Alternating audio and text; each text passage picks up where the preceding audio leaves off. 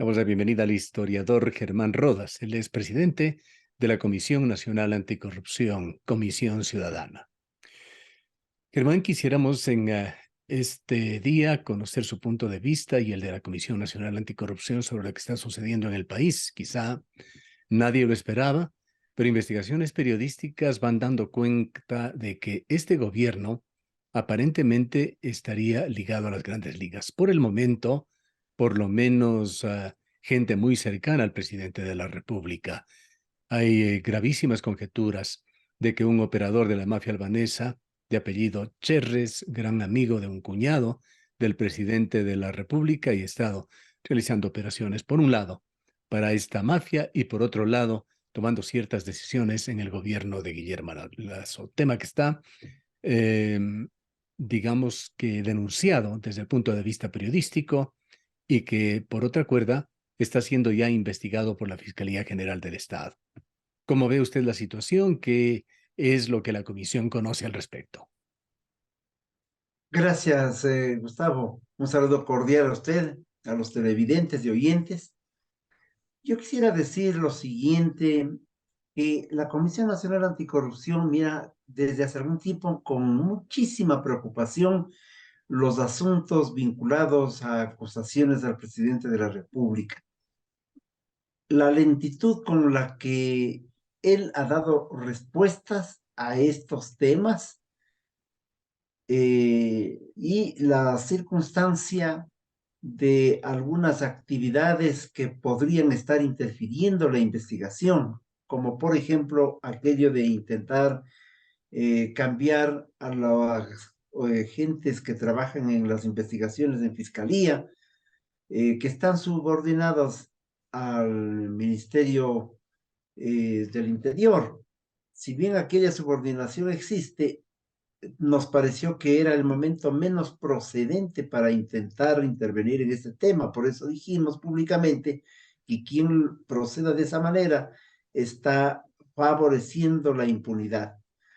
Sobre los asuntos de fondo, la preocupación es ascendente porque algunos de los temas que se iniciaron en aquello que se ha llamado desde la fiscalía como el operativo Encuentro, han comenzado a dar demostraciones de que efectivamente la información de prensa tiene asidero.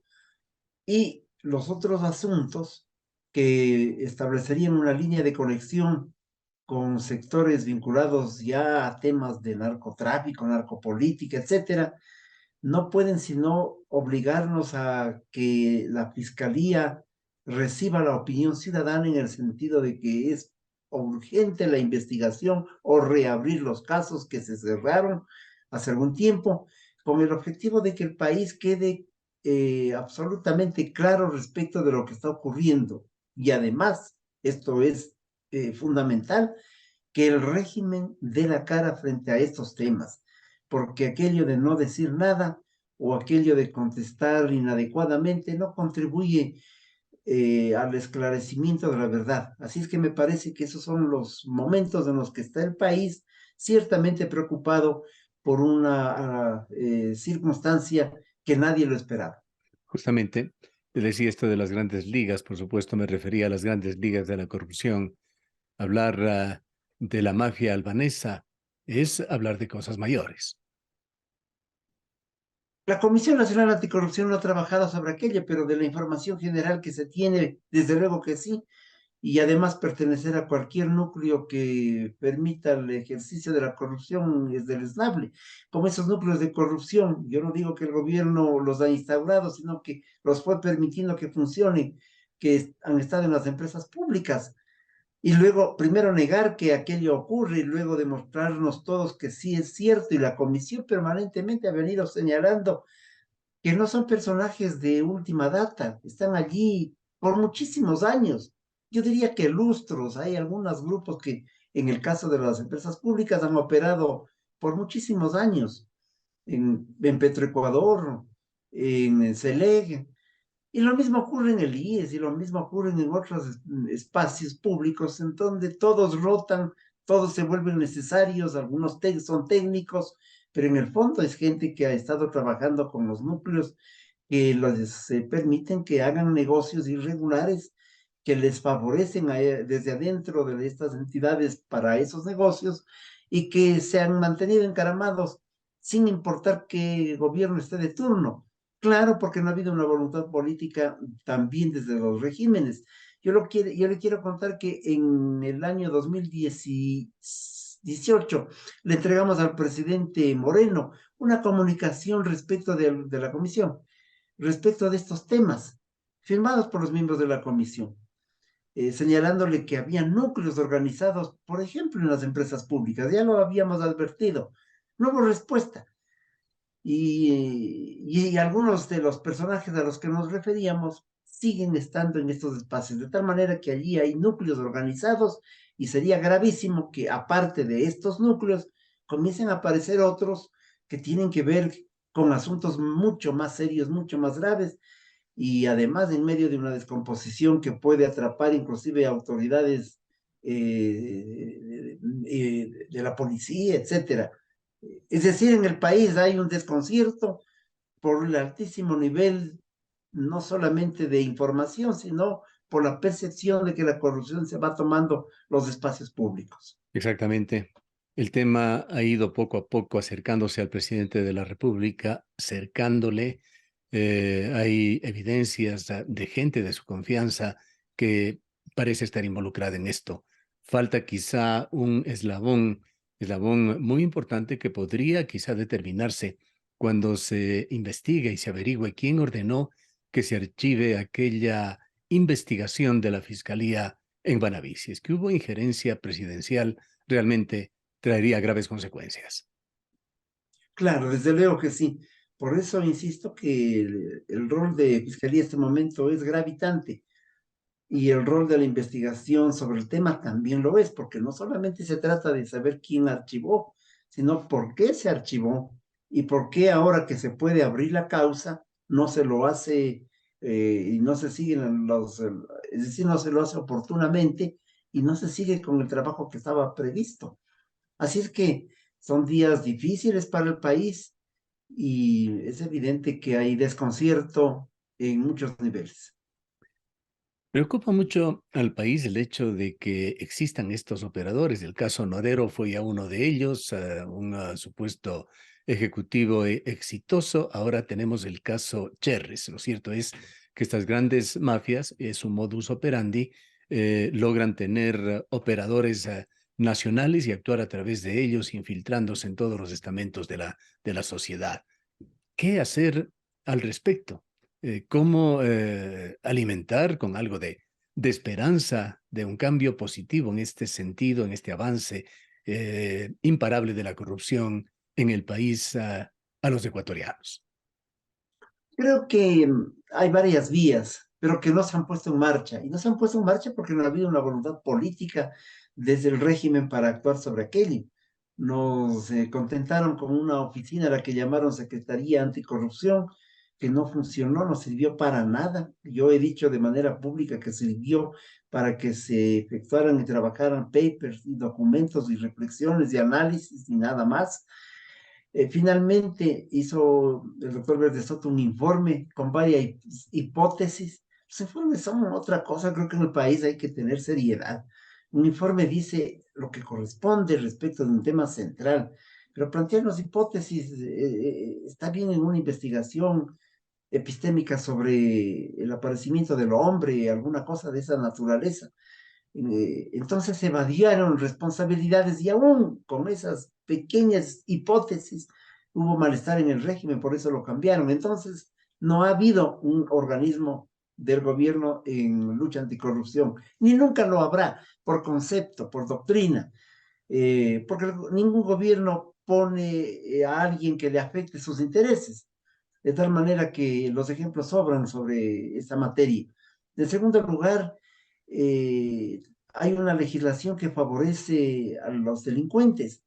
El COIP permite que las personas que han asaltado los recursos salgan rápidamente y disfruten de aquello. Estoy pensando en el señor Bravo que dirigió Petroecuador o en el señor Glass. La Asamblea Nacional no es capaz de hacer reformas. Precisamente por eso, en el curso de los últimos 10 días, la Comisión Nacional Anticorrupción presentó una propuesta de reformas, una ley reformatoria al COIP, con el objeto de que se establezcan algunas ideas centrales.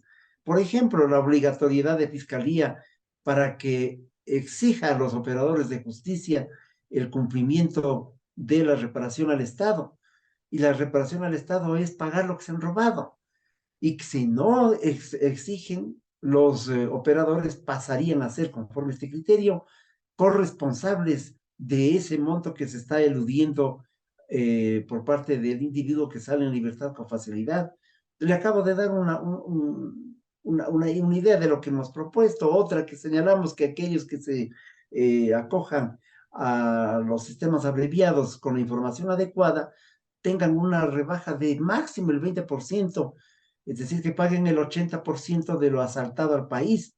Cosas que son obvias, evidentes, que ojalá funcionen hacia el inmediato futuro, si es que en la asamblea hay gente dispuesta a recoger estas observaciones u otras que pueden provenir de otros sectores sociales. Pero estamos viendo qué es lo que no se ha hecho. Y evidentemente hemos sido testigos de jueces de alquiler, hemos sido testigos de un sistema judicial que no es ni ágil y que cuando a veces es ágil, con todas las excepciones del caso, favorecen a la delincuencia organizada, cualquier tipo de delincuencia.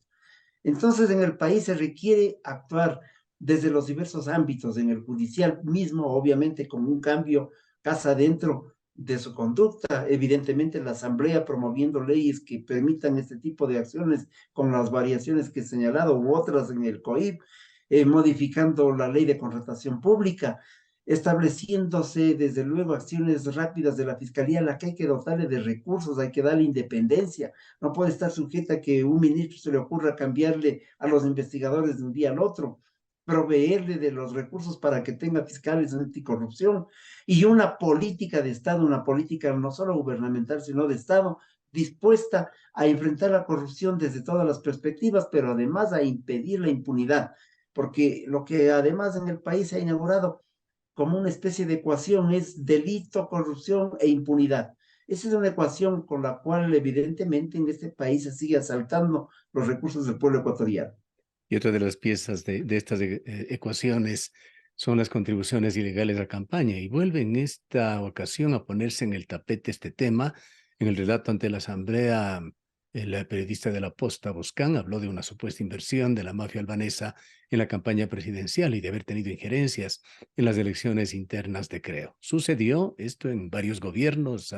Correa fue acusado de contribuciones de la FARC, Mawad, una situación un poco menos drástica, diríamos, recibió dinero de los bancos y así por el estilo. Pero este tema, de comprobarse, a más de recurrente, podría ser devastador para el presidente de la República. Desde luego que sí. Y ese tipo de recursos son absolutamente perniciosos y malévolos. Acaba de recordarnos usted lo de Maguad. Recibió de la banca, de toda la banca. ¿Y qué, no, y qué ocurrió? Nos llevó a la quiebra por beneficiar a la banca. Y si provienen los recursos de sectores irregulares o de sectores vinculados con la corruptela y del corruptela del narcotráfico y de lo demás, evidentemente se tienen circunstancias nefastas. El caso colombiano que podemos recordar son varios presidentes dichos por los mismos mafiosos que les habían entregado los recursos. De tal suerte que la investigación es indispensable. Yo parto de la idea que una vez que se tienen todos estos elementos periodísticos dichos al país, el país exige rapidez en la información, en la averiguación y también pronunciamientos desde el poder público, porque el silencio no compone nada. Y no los compone si es que se pretende abrir otras cortinas de humo, cualquiera que ellas sean, porque así no se le puede responder a la opinión pública y al país que, insisto, mira perplejo todo lo que está ocurriendo. Estamos en un punto en el cual muchos gobiernos seccionales recién empiezan, ojalá con mejores intenciones, y quisiéramos en esto apelar a la influencia que sin duda tiene y al prestigio que tiene la Comisión Ciudadana Anticorrupción, que ojalá se fortalezca en Ecuador esa ley de transparencia y acceso a la información tan venida a menos en los últimos años. Desde luego que sí, porque la ciudadanía en general, todos tenemos derecho a una información adecuada, veraz, transparente, en el momento oportuno. Y la ley de transparencia no solamente es para conocer contratos, acciones desde los organismos seccionales, locales o desde el régimen, sino que debe ser para tener información sobre cosas normales en lo que significa, por ejemplo, la contratación pública. Esto debido, por ejemplo, a que tenemos un cercado que no funciona, que simple y llanamente nos informa que en un concurso han participado 7 oferentes y que ha ganado el oferente X. Ese es un dato irrelevante. Y concursos Es que un medio organismo. Ecuador sabe que son concursos amarrados. Sí, y la propia directora de CERCOP dijo que tenía un sistema paralelo que la habían hackeado y que de esa manera se estaban filtrando la información sobre las subastas inversas, sobre los términos de referencia, etcétera. Si eso dice la directora del CERCOP, para justificar el inmovilismo de esa entidad, imagínense lo que ocurrirá en la realidad. Aquí en este país no hay concursos realmente en materia de adquisición de insumos. En la salud, los concursos son ficticios, participan los mismos. La comisión los ha denunciado con nombres y apellidos a muchos de ellos en el país. Y lo que han hecho es cambiarse de RUG y cambiarse de formalidad jurídica. Y el país y las instituciones siguen soportando y todo el mundo sabe que son los mismos. De tal suerte que faltan mecanismos propios desde el Estado para poder no solo prevenir, sino para sancionar a los corruptos. Expectantes del desarrollo de estas gravísimas situaciones, queremos agradecerle por haber estado con nosotros. Muy gentil, un saludo cordial y siempre a las órdenes. Declaraciones del historiador Germán Rodas, presidente de la Comisión Ciudadana, Comisión Nacional Anticorrupción.